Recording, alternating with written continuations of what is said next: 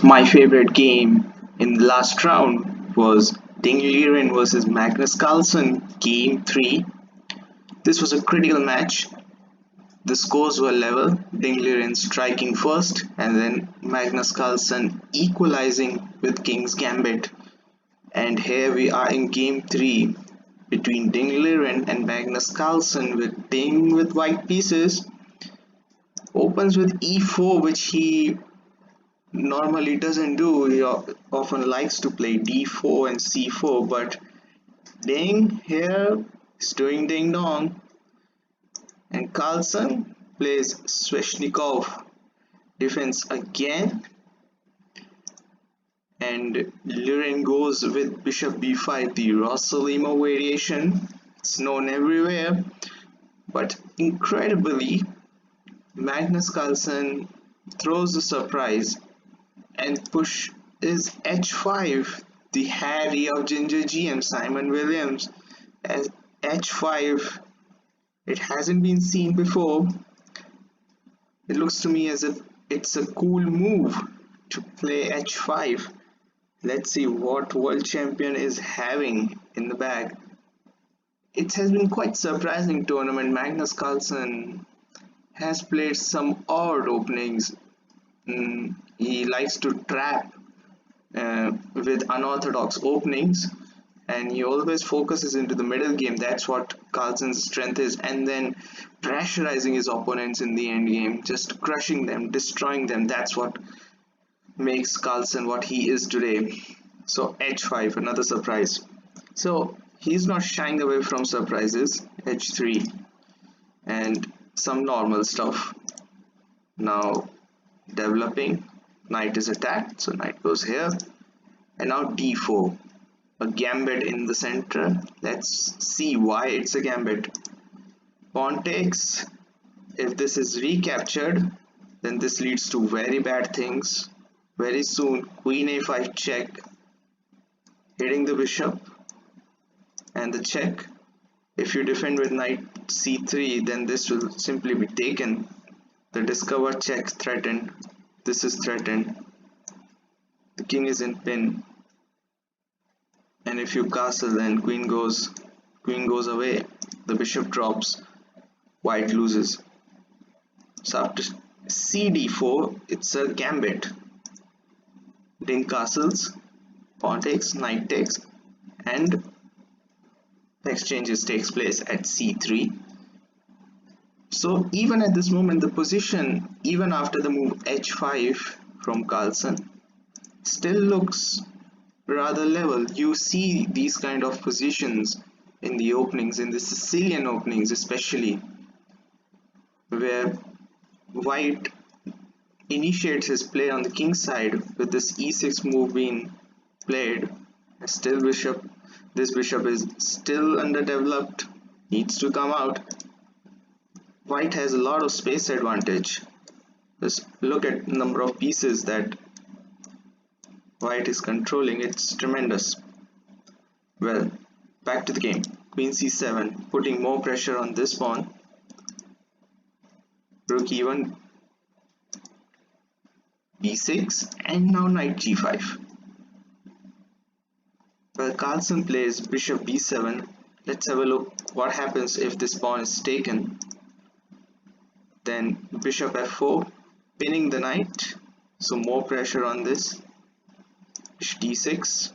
Oh, this can't be played because of the pin, so bishop d6, queen d4, queen c5, queen takes, and we reach this position where it looks as if black is a piece down, but not to be. This compensation, again this pin comes into the play. In goes, and in this position, with it looks white is a piece down, or beg your pardon, a pawn down, but these pawns threaten. This bishop cannot, this bishop is biting on this. It has to keep an eye to this pawn. These loose pawns, these double pawns, this rook is about to get active and hassling on the black king on this file. these underdeveloped pieces, still good compensation for white for a pawn, and probably it would be an equal pawn's position, but still white would have a decisive advantage. So knight g5,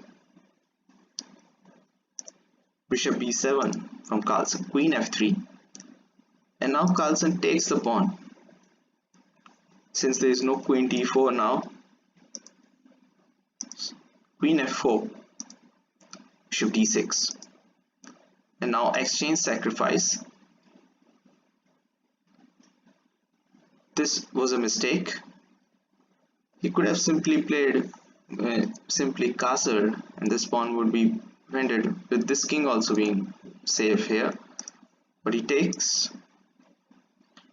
So queen jumps onto the f7 square. King looks a little bit shaky in the center of the board, and bishop a3, good move. Just more threats coming now. There are chances of knight jumping onto the f7, creating this nasty fork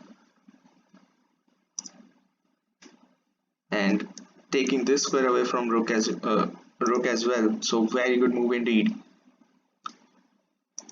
a6, attacking the bishop, and now rook here.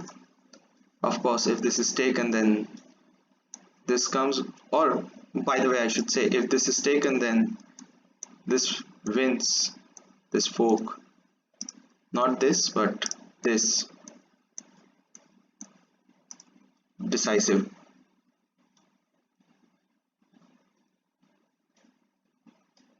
So rook d1, attacking this square with 3 pieces, and same thing would happen if bishop c6, then again knight takes e6 check, wins the queen.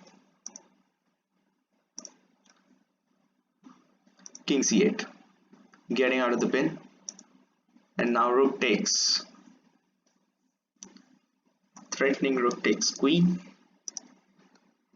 Carlsen checks, king goes in the corner, and now pawn takes.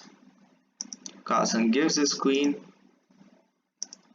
knight takes, threatening mate. If rook takes, then this is checkmate. So bishop goes to here, and now a beautiful interference move. Bishop f8, knight f8 also would have been good, but bishop f8 just cuts this rook here and makes black pieces look paralyzed. Let's see how the game continued. Bishop c6, this was taken, so rook is attacked, and now it's all over.